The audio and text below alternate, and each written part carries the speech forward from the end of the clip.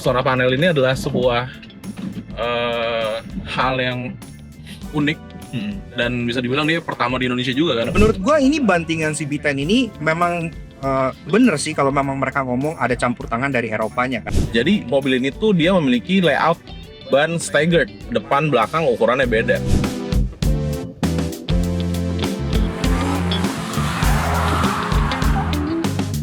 Halo Sobat Setir, selamat datang di Setir Kanan. Balik lagi sama gue Narendra, dan pada kesempatan kali ini kita akan media drive bersama Lip Motor mencoba Lip Motor B10. Perjalanannya akan dari Jakarta, dari Cawang menuju ke Bandung, dan nanti kita akan kembali ke Cawang lagi Sobat Setir. Nah, kurang lebihnya pada video kali ini kita akan coba ini kira-kira bagaimana impresi berkendara dari Lip Motor B10. So, daripada penasaran, ikutin terus videonya sampai habis. Let's go!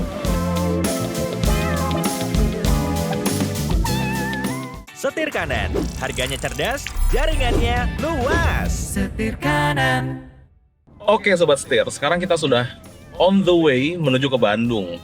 Kita di mobil 2, semobil dengan Kautsar dari Halo. Halo. Dan di belakang ada Rockbird dari Lugnuts. Yes. Nah, video kali ini kita sebenarnya santai aja sih, lebih ke ngobrol-ngobrol nih bareng sama teman-teman yang ada di sini juga.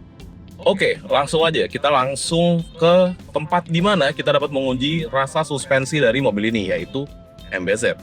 Jadi kita langsung naik ke layak MBZ, jalan tol yang menurut gue bagus, sambungannya Rata banget ya. rata dan halus, Rata lantai. Kelipatan jok dong. dan so far duduk di depan rasa bantingannya oke. Masih nyaman, nggak yang ngayun-ngayun liar gitu, selayaknya kayak mobil-mobil China yang lain gitu ya. Menurut gue ini bantingannya enak. Tapi memang terasa sedikit, terdengar sedikit road noise yang masuk Sobat Setir gitu. Gue merasakan, dan ini suara itu datangnya dari bawah. Mungkin juga di luar itu mobil ini kan cukup kedap ya, karena dia bukan cukup kedap sih, cukup hening, karena ini adalah sebuah mobil listrik gitu. Oke, ini cukup nyaman Sobat Setir. Kemudian di luar itu, gue mau ngebahas mengenai posisi berkendaranya. Mobil ini memiliki posisi berkendara yang menurut gue kayaknya setirnya rada ketinggian nih. Kalau dia bisa dibikin lebih rendah lagi, it would be better.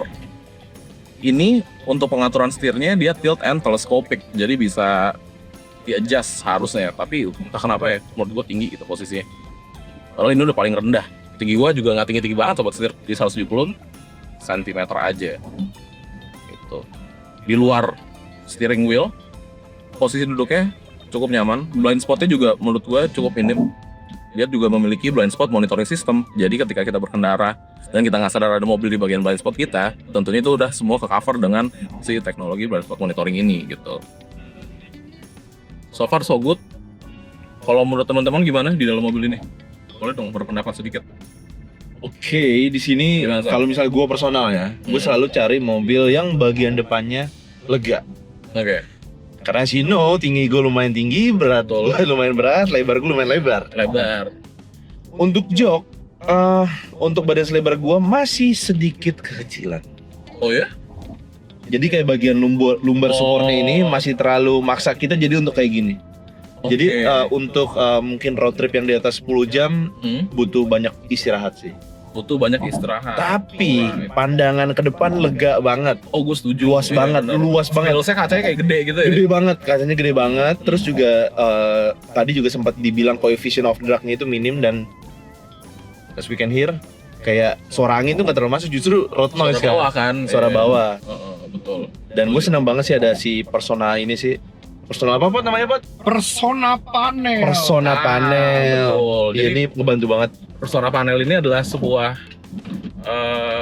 hal yang unik dan bisa dibilang dia pertama di Indonesia juga kan. Pertama, Yang punya si Persona panel ini. Jadi kita bisa personalize di bagian depan dari penumpang row pertama Sobat Setir. Di sini kita bisa masang meja, kita bisa masang capybara atau instalasi-instalasi lainnya yang bikin rasanya tuh lebih cheerful lagi di dalam mobil. Labu kapibara. Tapi tadi gue bilang joknya sempit itu ketolong sama luasnya armrest kiri dan armrest kanan. Jadi kayak ya udah walaupun joknya kecil tapi gue bisa nyaman aja. Dan dia tuh levelnya rata ya kanan kiri. Jadi tangan lo nggak awkward Udah gitu dikit. kan. Oke. Kemudian gue penasaran nih pendapatnya Rockford dari Laknat. Yes. Kira-kira gimana Rockford duduk di belakang di MBZ nih? Oke, duduk di belakang. Pertama-tama kalau soal ruangan, tinggi gua sama kayak Rendra, mirip ya, cuma 170 aja, nggak tinggi-tinggi amat. Oke. Ini oke lah untuk ukuran SUV kompak ini lumayan lega ya, karena di sini gua masih ada ruangan sekitar 10 jari ke jok depannya, dimana kausar depan gua kan udah bebelak banget badannya. Bebelan. Ini duduk lu udah nyaman San? Ke depannya? Udah banget. Udah banget. Udah. 10 jari masih ke belakang. Jadi secara Oh, iya. space kaki dan juga space kepala ke atas juga masih lebih dari 5 jari. Oke. Jadi spacious banget. Dan ini pun panoramik belum dibuka ya. Dia udah ada panoramik Iya. sebenarnya. Oke. Nah, terus kalau dari segi joknya sendiri, memang kalau kita cek di sebelah sini, joknya itu dia nggak bisa di recline lebih jauh. Oke. Sudut kemiringan recline-nya B aja. Maksudnya kayak dia nggak yang terlalu tegak banget, tapi nggak yang recline banget, tapi ketolong karena joknya ini rada cekung, jadi nggak yang flat, jadi otomatis kalian duduknya tuh lebih ada konturnya di punggungnya, jadi walaupun nggak terlalu rebah, Oke. tapi masih lumayan nyaman untuk dipakai jalan jauh, karena juga dapat armrest di belakang, dapat ada ventilasi AC juga, ada charging port juga di bagian bawah, dan juga bahkan sampai belakang sini kalian juga dapat speaker yang ada tweeternya, jadi suaranya juga harusnya nggak jelek ya di belakang sini gitu. Nah, tapi gimana kalau soal rasanya? Nah, itu gimana tuh? Jujur ini sebenarnya di luar ekspektasi ya. Karena kenapa? Karena biasanya mobil China itu kalau lewat jalan MBZ kayak gini itu mental-mentulnya tuh lumayan gitu kan, parah gitu. Dan Ayun- template. ayunnya ya. Dan template. Dan biasanya Hampir mirip sama gua. template, rata-rata sama, rata-rata didesain empuk, apalagi kalau kalian duduk di belakang itu kan lumba-lumba gitu kan. Lumba-lumba. Nah, Oke. menurut gua ini bantingan si B10 ini memang bener sih kalau memang mereka ngomong ada campur tangan dari Eropanya, karena kan konon mobil ini juga kan in collaboration dengan Stellantis dan know-how-nya juga dibawa ke development mobil ini gitu ya. Ya. Otomatis bantingan belakangnya ini dia lebih ke Eropa-Eropaan dibanding kebanyakan mobil China, walaupun memang masih ada unsur China-nya sedikit. Jadi kalau kita bilang apakah dia napak dan seperfect mobil Eropa murni, belum sampai situ. Oke. Tapi at least dibanding rival-rivalnya yang mobil-mobil China, ini udah ya one step lebih ke Eropa-Eropaan lah. Kalau ibarat mobil Cina itu dia mantulnya bisa 3-4 kali, ini kalau kalian kena sambungan nih di MBZ ini, dia tuh mantulnya tuh maksimal cuma 2 kali. Jadi kayak ngoeng-ngoeng udah diem habis tuh. Gitu. Jadi nggak terlalu bikin mabok. Malahan kerasa kayak ditimang-timang. Kalau kata orang bantingannya dewasa. Dewasa. Udah bisa bayar tol, udah bisa bayar cicilan, Bayar KPR.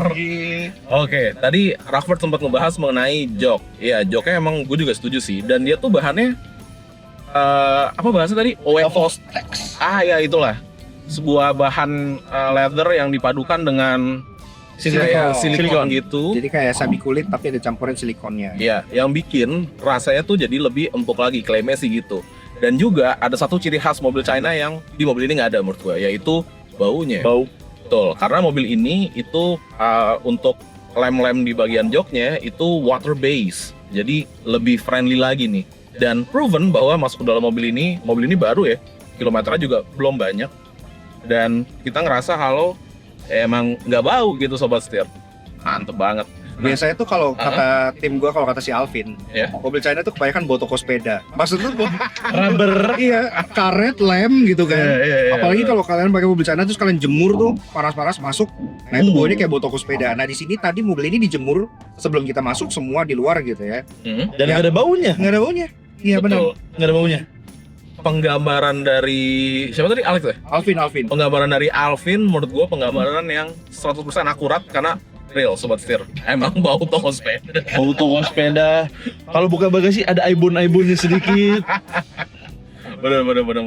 Jadi mobil ini tuh dia memiliki layout ban staggered, depan belakang ukurannya beda. Di depan lebarnya 6, di belakang lebarnya 6,5 gitu. Itu juga menjadi sebuah hal yang diangkat sama Leap Motor yang kesannya tuh Eropa banget lah gitu, staggered gitu kan, kayak mobil dari BMW dan Mercedes-Benz.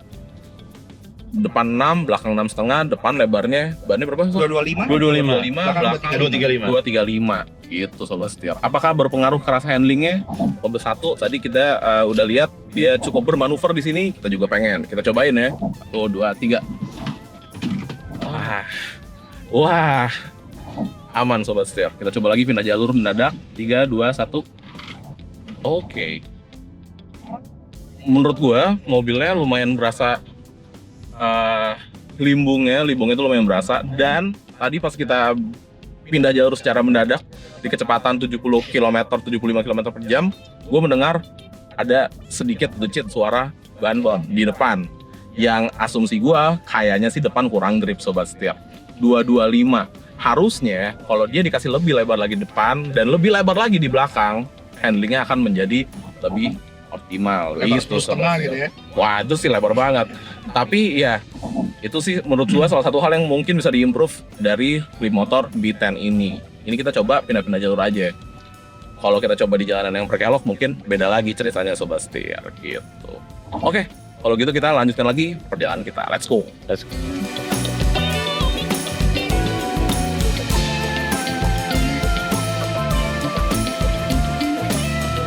Nah, sobat setir, ngebahas mengenai tenaganya ya, mobil ini itu dia memiliki single motor di bagian belakang, jadi dia rear wheel drive dengan output tenaga sebesar 150 kW dengan torsi sebesar 240 Nm, sobat setir. Dia juga ada beberapa settingan nih untuk driving ya, kayak contohnya acceleration mode-nya, dia ada comfort, standard, sama sport. Kemudian regenerative braking-nya juga ada 3 settingan, ada weak, medium, dan strong, serta steering mode di comfort, standard, dan sport. Nah, buat gue setirnya ini terlalu ringan rasanya sobat setir. Kita coba di comfort ringan banget, di standar juga masih ringan, bahkan kita pindah ke sport pun juga masih cukup ringan steering wheelnya. Gua rasa kayaknya kalau mau ngebawa nama Eropa gitu ya, setir yang berat itu adalah suatu hal yang esensial gitu. Namun di lift motor ini ya rasanya sih masih ringan. Memang kalau untuk bermanuver di kecepatan rendah, setir yang ringan tuh enak banget. Kita muter-muter setirnya jadi ringan tentunya gitu ya, lebih cepat gitu, lebih enak lah. Tapi entah kenapa di high speed ini rasanya pun masih terlalu ringan gitu. Ya tapi itu balik lagi sih, itu selera masing-masing sobat setir suka gimana. Regeneratifnya juga menurut gua yang di strong juga nggak se-strong itu. Jadi buat para pecinta atau pengguna regenerative braking mungkin akan sedikit ngerasa kalau kayaknya kalau dibikin lebih strong lagi, regennya akan lebih nikmat lagi gitu ya berkendaranya. Gitu sobat setir. Strong, dan mobil ini juga udah dilengkapi ADAS yang cukup lengkap. Totalnya ada berapa? 12. 16. Sorry. Tidur di presentasi tadi nih pasti. Ada 16 paket lengkap. Ada sobat setir yang dimana udah mencakup mobil ini bisa semi autonomous driving gitu. Kalau gua ngerasa sistem ADAS itu masuknya ke urusan safety gitu ya. Jadi seenggaknya kalau kita sampai suatu saat akan meleng gitu nyetirnya atau micro slip amit-amit gitu ya, seenggaknya sistem ADAS ini yang akan ngebantu kita untuk tidak terjadi kecelakaan. Harapannya seperti itu sobat setir. Jadi ya menurut gua rasa berkendaranya oke, menyenangkan. Tenaganya juga, itu belum nyampe tenaga nih. Kita coba masuk ke mode sport. Kanan kosong, kita gas 3, 2, 1. Ya, selayaknya mobil listrik, tenaganya cukup instan sobat setir. Tenaganya cukup instan dan ya menurut gue menyenangkan gitu. Gimana menurut kalian? Tulis pendapat sobat setir semua di kolom komentar di bawah. Yuhu.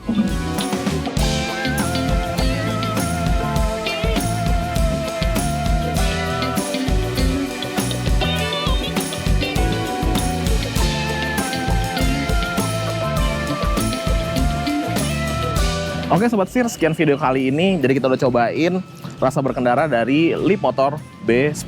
Menurut gua rasanya bener-bener bisa sih kalau misalkan diklaim dengan kata-kata European. Karena menurut gua karakternya lumayan mirip-mirip sobat setir. Oke, kalau gitu jangan lupa untuk klik like, komen, dan subscribe, serta follow TikTok dan Instagram kami di @setirkanan_official. Untuk kalian yang lagi cari mobil bekas harga cerdas atau cari berita terkini mengenai dunia otomotif, bisa mampir ke website kami di www.setirkanan.co.id. Gua Narendra, sampai ketemu lagi di video selanjutnya. Salam setir kanan.